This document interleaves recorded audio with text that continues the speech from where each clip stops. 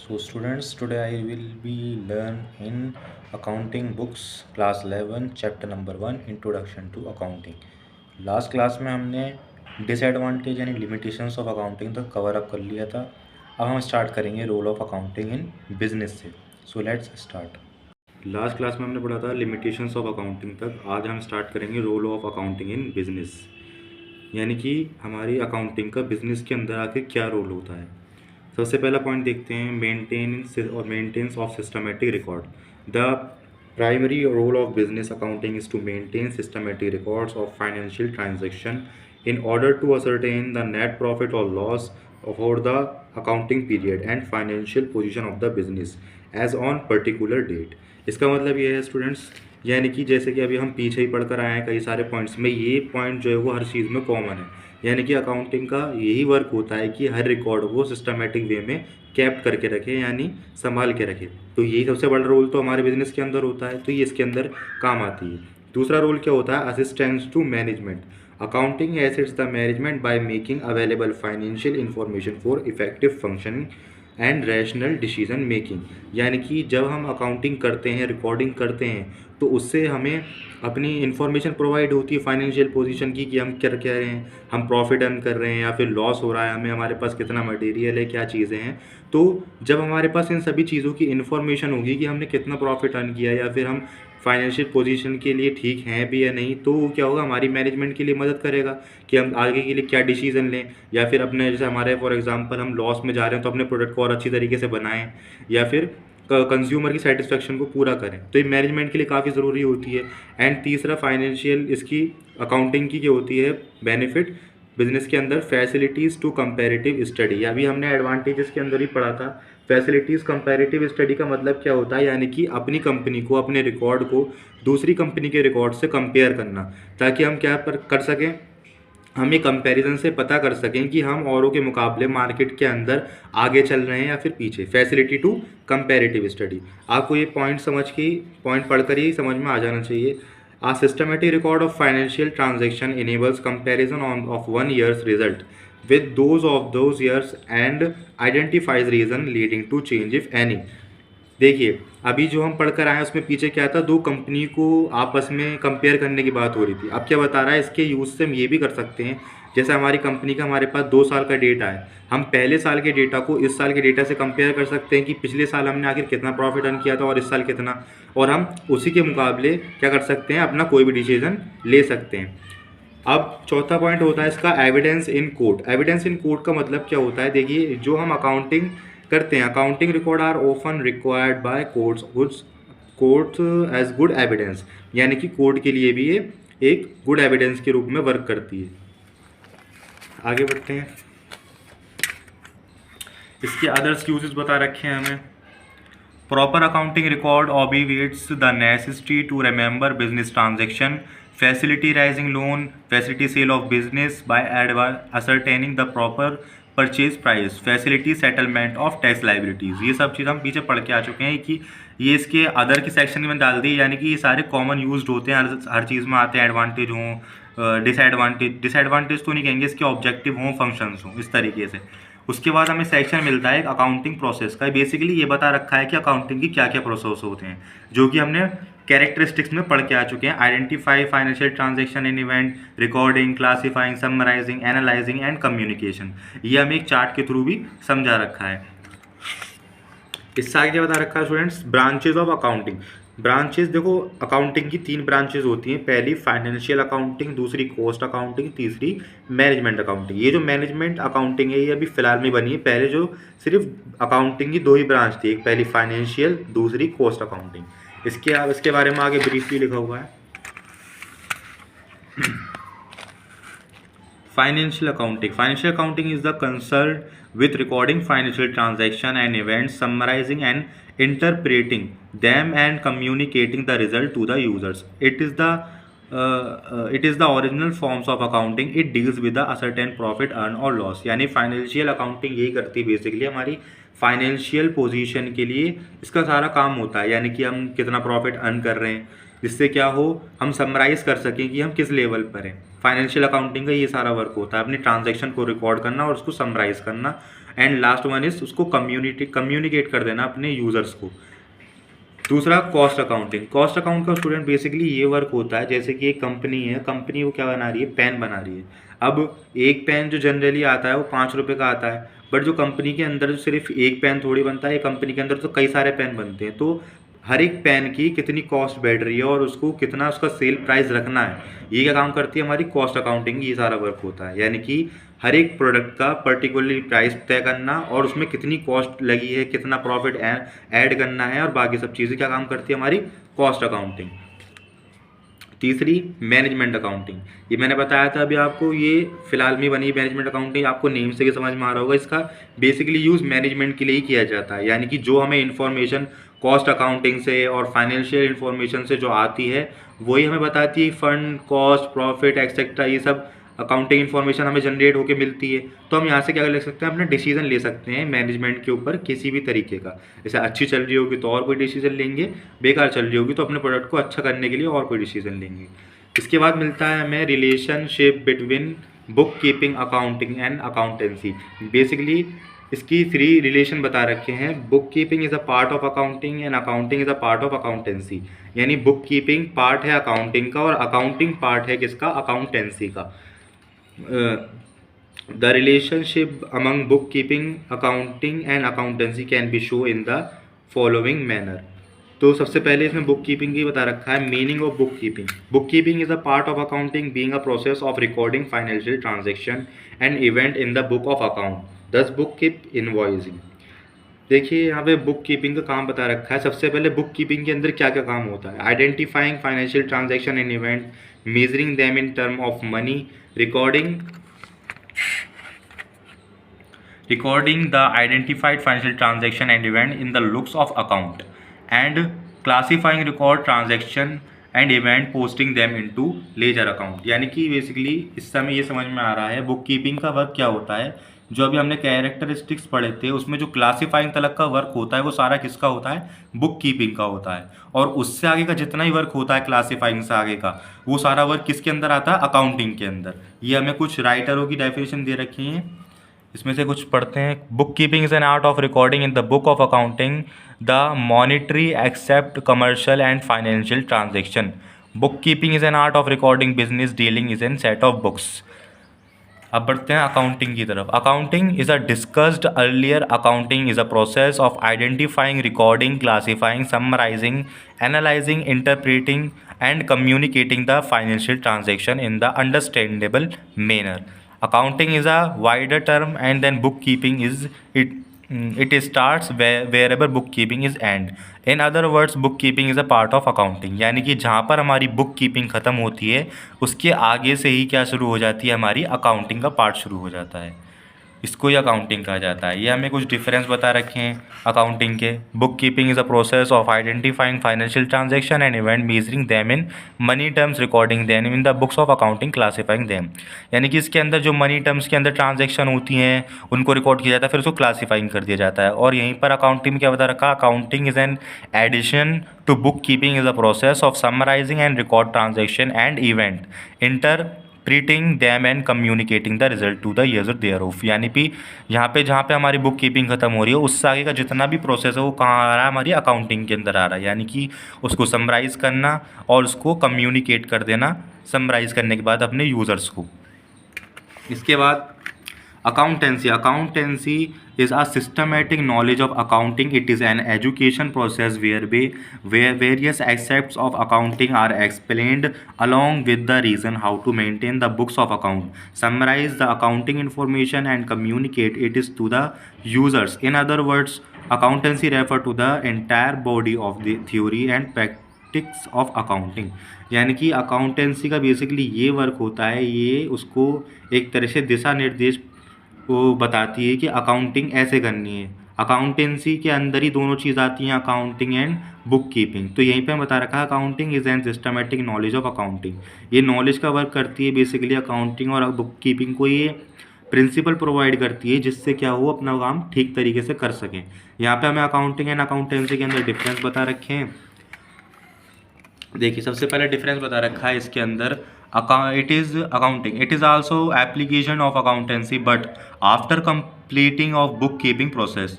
ये होता है यानी कि बुक कीपिंग के बाद का जितना भी प्रोसेस होता है वो अकाउंटिंग का होता है। और अकाउंटेंसी में क्या बता रखा है, it includes theories principle and systematic of accountancy. Exam why and how financial transaction are recorded in the books of account, preparation of financial statement of their analyse.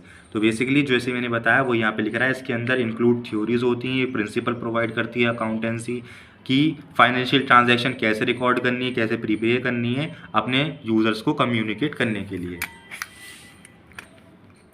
उसके बाद हमें यहाँ मिलता है अकाउंटिंग इन्फॉर्मेशन का section, types of accounting information.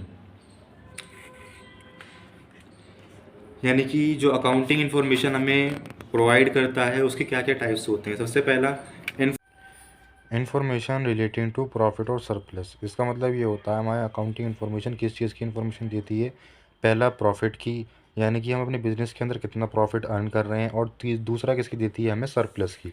Surplus का मतलब होता है स्टूडेंट्स, यानी कि जैसे फॉर एग्जांपल आपको आपके घर वालों ने दिए 50 रुपये कि उसमें सामान लाना 50 रुपये का, ठीक है, बट वो आज जो आपसे सामान मंगवाया था वो 30 रुपये का ही आ गया, तो बचे कितने, 20 रुपये आ गए। यानी कि जो हमारे पास ज़रूरत से ज़्यादा, यानी जो ज़रूरत के पैसे थे वो खर्च करने के बाद भी जो पैसे बच जाते हैं उसको सरप्लस कहते हैं। और ये उसकी इन्फॉर्मेशन हमें प्रोवाइड करती है कि हमारे पास अपनी एक्स्ट्रा मनी आखिर कितनी बची हुई है, जो कि हम आगे यूज़ कर सकते हैं अपनी अकाउंटिंग इन्फॉर्मेशन को या अपनी फाइनेंशियल पोजीशन को सुधारने के लिए। ये इसकी इन्फॉर्मेशन प्रोवाइड करता है क्या, सरप्लस।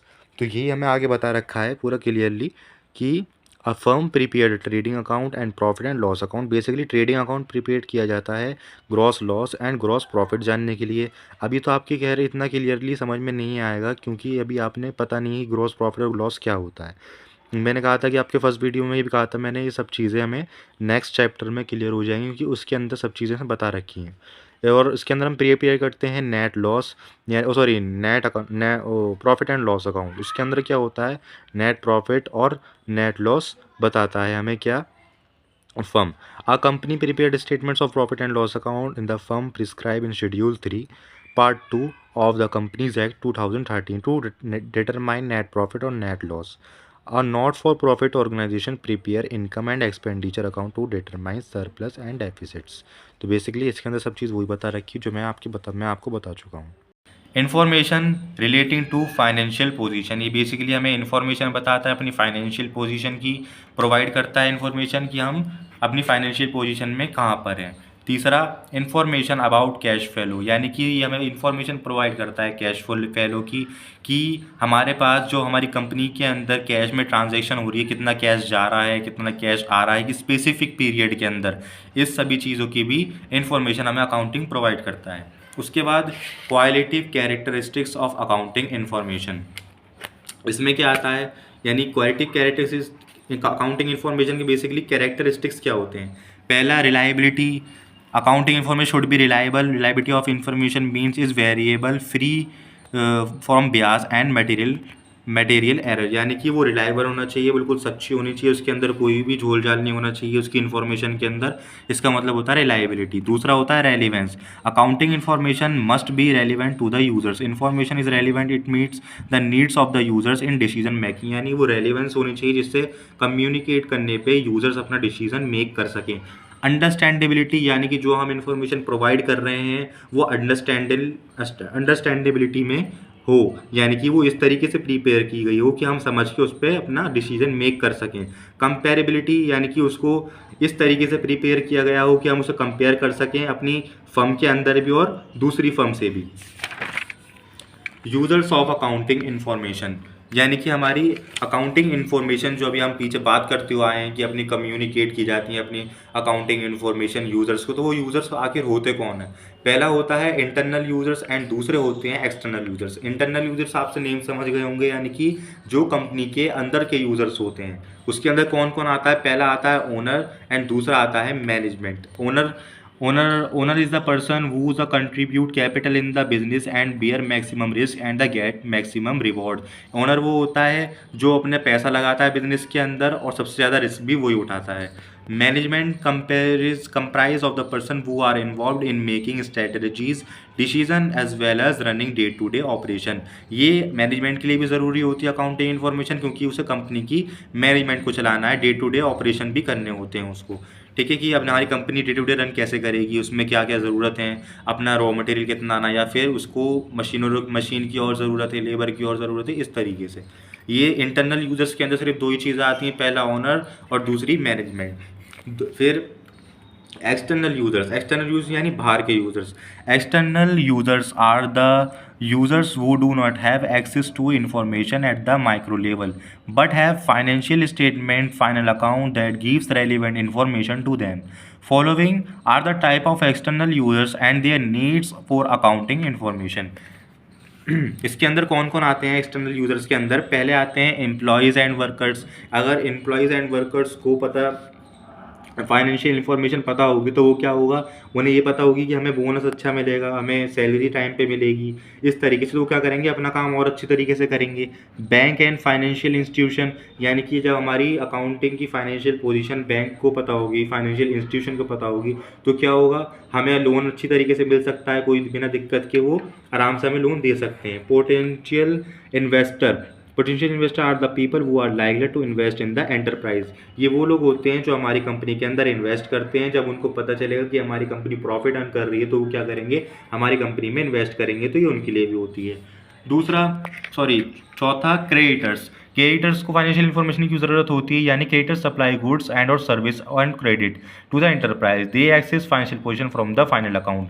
जब क्रेडिटर्स कौन होते हैं, जो हमारी कंपनी को क्रेडिट में गुड्स एंड सर्विसेज प्रोवाइड करते हैं। जब उन्हें पता फाइनेंशियल इन्फॉर्मेशन पता होगी हमारी कंपनी की कि वो हमारा पैसा चुका सकती हैं, तभी तो वो हमें क्रेडिट पे गुड देंगे या सर्विसेज देंगे। तो क्रेडिटर्स के लिए भी काफ़ी ज़रूरी होती है। Government and authorities, various government bodies and authorities use accounting information to arrive at various statistics which enable policy decision, यानी कि गवर्नमेंट और अथॉरिटीज़ के लिए भी काफ़ी ज़रूरी होती है ये हमारी इन्फॉर्मेशन।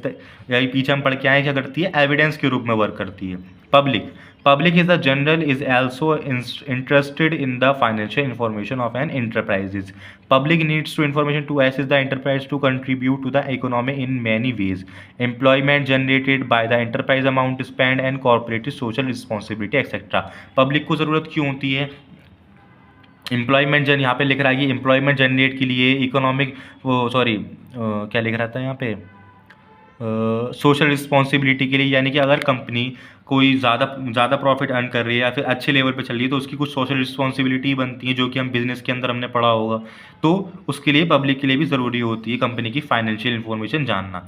फिर बात करते हैं लास्ट वाले रिसर्चर्स की। Researchers are the people and organisation who use accounting information for research of various accounting practice। ये रिसर्चर्स के लिए होती है। बेसिकली इसके अंदर कौन कौन आते हैं, पीपल्स और ऑर्गेनाइजेशन आती हैं। ये अकाउंटिंग इन्फॉर्मेशन फॉर, ये उसकी अकाउंटिंग इन्फॉर्मेशन क्या करते हैं, रिसर्च करते हैं फॉर वेरियस अकाउंटिंग प्रैक्टिस। तो हमारे दोनों यूजर्स हो गए, इंटरनल भी और एक्सटर्नल भी। इसके बाद हमारा पार्ट आता है सिस्टम ऑफ अकाउंटिंग का। सिस्टम ऑफ अकाउंटिंग के अंदर क्या आती हैं, देखो स्टूडेंट, दो चीज़ें आती हैं बेसिकली। एक होता है डबल एंट्री सिस्टम, दूसरा होता है single entry system. Double entry system के अंदर क्या आता है, double entry system is the system of accounting which recognise and records both except debit and credit of financial transaction. इसका मतलब ये है, डबल एंट्री सिस्टम वो सिस्टम होता है जिसके अंदर रिकॉर्डिंग दोनों तरीक़ों से की गई हो, यानी डेबिट भी की गई हो और क्रेडिट भी की गई हो, यानी कि आने वाले की भी एंट्री की गई हो और जाने वाली की भी। वो क्या होता है, हमारा डबल एंट्री सिस्टम होता है। और इससे क्या होता है, at the time of recording a transaction one except is recorded on the debit side and other accept is recorded on the credit side. For example, when goods are purchased for cash, goods are required and in return cash in paid. In this transaction, two accept are involved, receiving goods and paying cash. Under the double entry system, both this except are recorded. यानी कि जैसे for example आपने कोई goods purchase किए हैं cash में, तो उसमें क्या क्या चीज़ हुई है, पहले हमें गुड्स रिसीव्ड हुए हैं और हमने कैश दिया, यानी कैश गया है। तो डबल एंट्री सिस्टम में क्या होगा, इन दोनों चीज़ों को आपस में रिकॉर्ड किया जाएगा कि गुड्स तो आए हैं और कैश चला गया है। This system is based on the dual expect concept and is universally applied in accounting, यानी कि ये हर अकाउंटिंग के अंदर अप्लाई होता ही होता है। Features of double entry system, basically इसमें बता रखा है, it maintain of complete record of each transaction. Her transaction को कंप्लीटली रिकॉर्ड किया जाता है, दो तरीक़ों से रिकॉर्ड किया जाता है। In this system accepted debit and credit side follows the rules of debit and credit since one accept of transaction debit side ना credit the total of the always debit side is equal, यानी कि जो हम transaction करते हैं debit और credit side की वो हमेशा क्या होनी चाहिए, इक्वल होनी चाहिए। अगर हमारे डेबिट साइड का अमाउंट अलग है और क्रेडिट साइड का अलग है तो हमने कहीं ना कहीं अपनी रिकॉर्डिंग करने में गलती की है। Stages of double entry system. A completely system of double entry bookkeeping has following three stages. Recording the transaction is in the journal, classifying transaction in the journal by posting them to the appropriate ledger, accounting and then prepare the trial balance, closing the book and prepare or final account. All these stages shall be discussed one by one in succeeding chapter. ये सारी stages लिख रखी हैं double entry system की जो हम पीछे वाले चैप्टर के अंदर पढ़ के आ चुके हैं। अभी कुछ एडवांटेज लिख रही हैं कि एडवांटेज क्या होती है डबल एंट्री सिस्टम करने की। साइंटिफिक सिस्टम रहता है, double entry system is scientific system और recording business transaction are compare to single entry system, यानी सिंगल एंट्री सिस्टम जो आने वाला पार्ट है वो पढ़ेंगे अभी हम। सिंगल एंट्री सिस्टम से काफ़ी हेल्पफुल होता है क्या, attain the objective of accounting, यानी कि उससे काफ़ी बेहतर होता है हमारा क्या, double entry system. Completely record of transaction, इसके अंदर दोनों चीज़ों को रिकॉर्ड किया जाता है, डेबिट भी और क्रेडिट भी, यानी क्या आया है और क्या गया है, तो इसके अंदर कंप्लीटली रिकॉर्ड होता है हर ट्रांजैक्शन का। फिर तीसरा, arithmetically accuracy of accounts is insured by the use of this system. Arithmetically accuracy of accounting work can be establish through the trial balance. Trial balance बनाने में ईजी रहता है, यानी ट्रायल बैलेंस के अंदर दो साइड होती है ना, पहले debit and then credit. Determine profit and loss, जब हम फाइनेंशियल पोजीशन, मतलब फाइनेंशियल पोजीशन तो नहीं कहेंगे, जो हम अकाउंटिंग की रिकॉर्डिंग सारी डबल एंट्री सिस्टम के थ्रू करते हैं तो उससे क्या होता है, हमारा प्रॉफिट एंड लॉस भी बिल्कुल करेक्ट आता है, क्योंकि उसके अंदर दोनों चीज़ इन्वॉल्व होती हैं, हमारी डेबिट साइड भी एंड क्रेडिट साइड भी।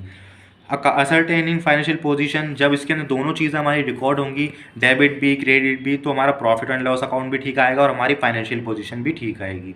Details the purpose of control, the system permits accounts to be maintained in as such details as necessary and thereof provides significant information for purpose of control, यानी कि basically details of purposes on control के बारे में भी information provide करता है, जैसे कि यहाँ पे क्या मेंटेन किया जाए डिटेल के बारे में। Necessary the system permits account to be maintain, यहाँ से हमें पढ़ के समझ में भी आ रहा है। कंपैरेटिव स्टडी इज़ पॉसिबल,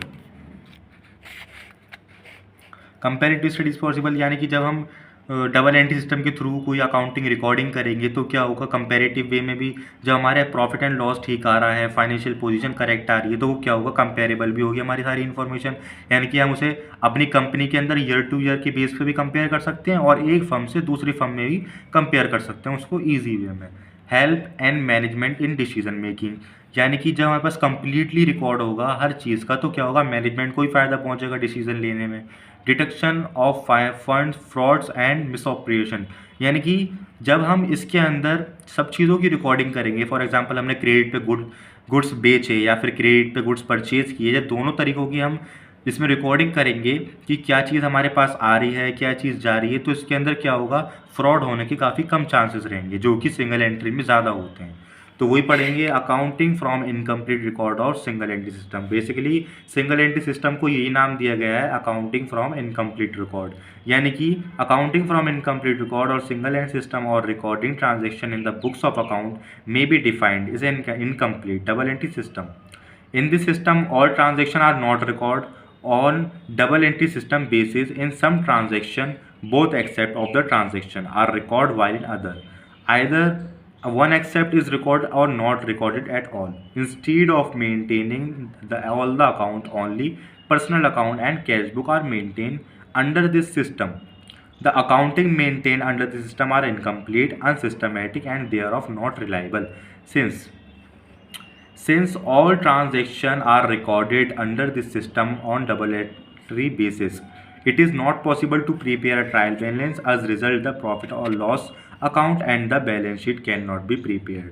जब इसके अंदर कोई सिंगल एंट्री सिस्टम के अंदर जब पूरी अकाउंटिंग हमारी इन्फॉर्मेशन रिकॉर्ड ही नहीं होगी तो हमारा प्रॉफिट एंड लॉस अकाउंट भी ठीक नहीं आएगा, प्रॉफिट भी गलत आएगा, लॉस भी गलत आएगा एंड देन हमारी बैलेंस शीट भी प्रिपेयर्ड नहीं हो पाएगी। तो इसलिए सिंगल एंट्री सिस्टम को क्या माना जाता है, इनकम्प्लीट रिकॉर्ड माना जाता है। इसके अंदर क्या होता है, only personal account and the cash book are maintain under this system, यानी कि जो हम इसके अंदर ट्रांजेक्शन करते हैं उसके अंदर जो पर्सनल अकाउंट के अंदर सारे अंडर्स आते हैं सिर्फ उसको रिकॉर्ड किया जाता है एंड कैश बुक मेंटेन की जाती है, बाकी और कोई चीज़ मेंटेन नहीं की जाती। ना क्रेडिट पे गुड जो बेचे हैं उसको रिकॉर्डिंग होती है, ना खरीदने की रिकॉर्डिंग होती है, तो इसलिए इसको इनकम्प्लीट रिकॉर्ड माना जाता है। सो स्टूडेंट्स, चैप्टर नंबर 1 हमारा कंप्लीट हो चुका है।